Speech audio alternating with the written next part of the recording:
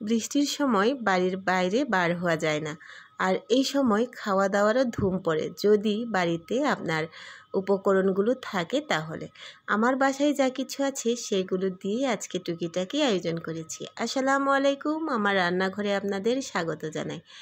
আজকে আমি বৃষ্টির সময় অনেক কিছুই আয়োজন করেছি, কিন্তু সকালবেলা তাই বেশি কিছু করতে পারিনি।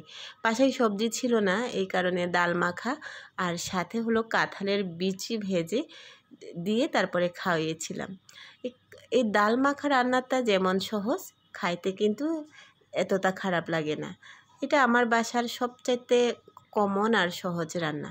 তো বসিয়ে দিলাম, মাখিয়ে জুখিয়ে একটু পেঁয়াজ, একটু রসুন একটু বেশি দিয়ে তারপরে শুকনো মরিচ দিয়েছি, কাঁচা মরিচ ছিল না তাই।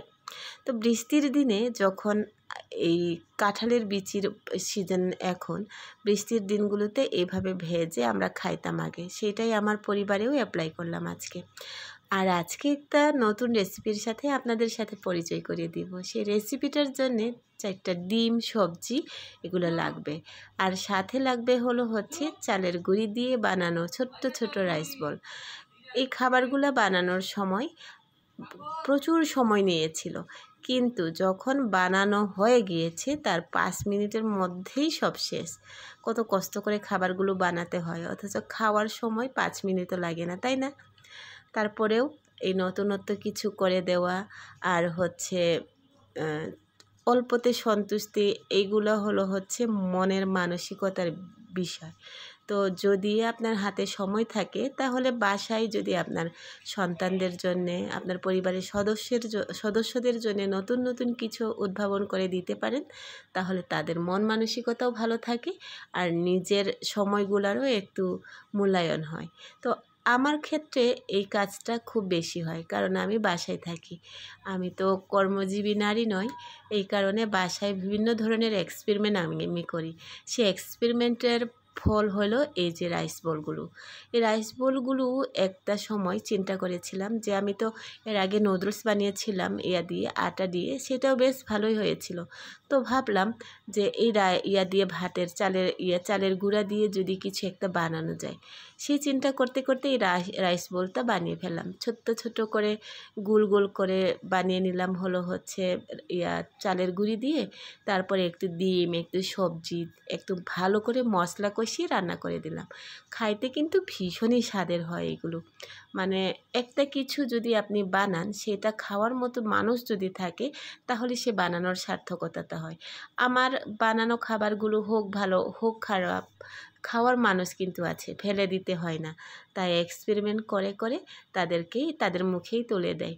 এটা কিন্তু আজকে প্রথম বানাচ্ছি না, এর আগেও 2বার বানানো হয়ে গেছে। ওনাদের খুবই পছন্দ হয়েছে এই খাবারটা, এই কারণে বারবার বানানো হচ্ছে।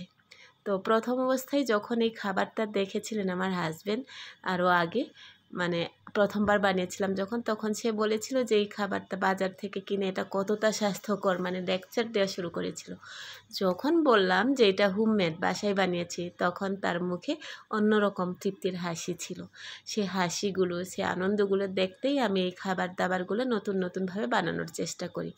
তো এইখানে একটু টমেটোর সস দিয়েছিলাম ফাঁকে, ডিম, সবজি আর ম্যাজিক মশলা দিয়েছিলাম, একটু বেশি পরিমাণ তেল দিয়েছিলাম অবশ্য। এটা খাইতে নুডলসের চাইতে অনেক অনেক অনেক বেশি মজাদার। নুডলস তো এমনিতেই ক্ষতিকর শরীরের জন্যে, যদি সময় থাকে তাহলে হাতে এইভাবে বানিয়ে বাচ্চাদের বা ঘরের পরিবারের সদস্যদের জন্য খাওয়ালে তারা একটু ভালো থাকবে। এই চিন্তা থেকে এই খাবারগুলো বানানো। কেমন লাগলো আমার এই রেসিপিটা? অবশ্যই আপনারা আপনাদের মূল্যবান মতামত দিয়ে জানাবেন। আজকে এরপরে রাত্রের জন্য যেটা রান্না করেছিলাম সেটা হলো চিকেন। এই চিকেন রান্নাটা আমার কাছে বহুভাবেই করা রেসিপি আছে। তো যেহেতু একটাই তো চিকেনে তো খাওয়া হয় বেশি, এইটা দিয়ে একঘেয়ে রান্না না করে যদি অন্য বিভিন্নভাবে রান্না করেন, তাতে করে আপনার মনের তৃপ্তিও আসবে, মুখের স্বাদেরও পরিবর্তন হবে।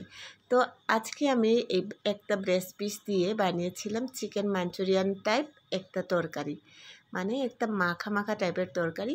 আর সেইটা বানাতে বেশি কিছু উপকরণ লাগে না। যা যা মশলাপাতি আপনি বাসায় সবসময় আপনার বাসায় থাকে সেগুলো দিয়ে বানাতে পারেন। অথচ নতুনত্ব একটা হলে আপনার পরিবারের মানুষদের মুখে হাসি থাকবে, তাদের আনন্দ হবে বা আপনাকে আরও উৎসাহিত করবে যে আরও কিছু নতুনভাবে কোনো কিছু বানানোর জন্য। তো আমার পরিবারে অবশ্য সেইটা হয়। এই কারণে আমার এই নতুন উদ্যমে বিভিন্ন ধরনের খাবার দাবার বানানো। একটু মশলা রেডি করে নিয়ে মাংসটাকে ম্যারিনেট করে রাখবো। এখানে আদা, রসুন, পেঁয়াজ, জিরা, ধনিয়ার গুঁড়া, গোলমরিচের গুঁড়া দিয়েছিলাম আর দিয়েছিলাম একটু রাঁধুনি। তো রাঁধুনি মশলাটা দেওয়ার পিছনে একটা যুক্তি আছে। দুর্দান্ত গ্র্যান্ড রাঁধুনি এই মশলার।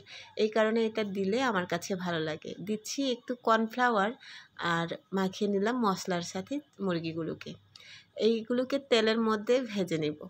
আর ভাজা হলে এটা কিন্তু অর্ধেক চলে যায় মানুষের পেটে, তারপর বাকি অর্ধেক দিয়ে রান্নাবান্না ছাড়া হয়।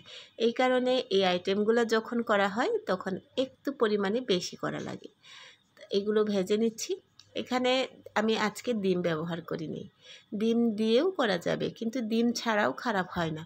তো ডিম দেয় নাই, যেহেতু ডিম খাওয়া হয়ে গেছে এর আগেই, তাই আজকে আর বেশি ডিম ব্যবহার করলাম না।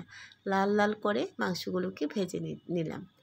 একদম মাংসটা রান্না হয়ে যায় তো প্রপারলি, এই কারণে বাটিতে তোলার সাথে সাথে এটা হাতে নেওয়ার বা খাওয়ার প্রতিযোগিতা পড়ে যায়। যাই হোক, আপনাদের কার কার বাসায় আমার মতো এরকম প্রজাতির মানুষগুলো আছে জানাবেন তো। যে ভাজা হয়ে গেছে, এবার চলুন রান্না করি। এই যে কর্নফ্লাওয়ার নিলাম 2 টেবিল চামচের মতো, এটাকে ভিজিয়ে রেখে দিয়েছি আমি পানিতে। আর একটু পেঁয়াজ দিলাম বেশি পরিমাণে। আর হচ্ছে এখানে যে সমস্ত মশলা ব্যবহার করব সেগুলো প্রত্যেকটা মশলাই বাড়িতে আছে। একটু হলুদের গুঁড়া, একটু মরিচের গুঁড়া, একটু ধনিয়ার গুঁড়া, আদা বাটা, রসুন বাটা, যে এইগুলোই। আর হচ্ছে পরিমাণ মতো লবণ। এইটুকু মশলা দিয়েই এই দুর্দান্ত রান্নাটা হয়। আর সামান্য একটু চিনিও দিতে হয়, যেহেতু মাঞ্চুরিয়ান টাইপ একটু মিষ্টতা থাকে এর মধ্যে, এই কারণে চিনি অ্যাড করেছি। মশলাগুলোর মধ্যে দিয়ে দিলাম মাংসটা। এবার ভালো করে নেড়েচেড়ে এর মধ্যে কর্নফ্লাওয়ারটা ঢেলে দিলেই রান্নাটা কমপ্লিট হয়ে যাবে। তো এই সহজ সরল রান্নাটা আপনাদের কাছে কেমন লাগে? আমি কিন্তু খুব সাধারণ একটা মানুষ, সাধারণভাবেই বাসায় রান্নাবান্না হয়। আর যেই রান্নাবান্নাটা আমার বাসায় হয় সেইটাই আপনাদের সাথে শেয়ার করি। তো কর্নফ্লাওয়ার মিশানো পানিটা দিয়ে দিলাম। এবার রান্নার পর্যায়েতে বেশি দূরে নয়, একটু মাখো মাখো টাইপ হলেই রান্নাটা নামিয়ে দিব।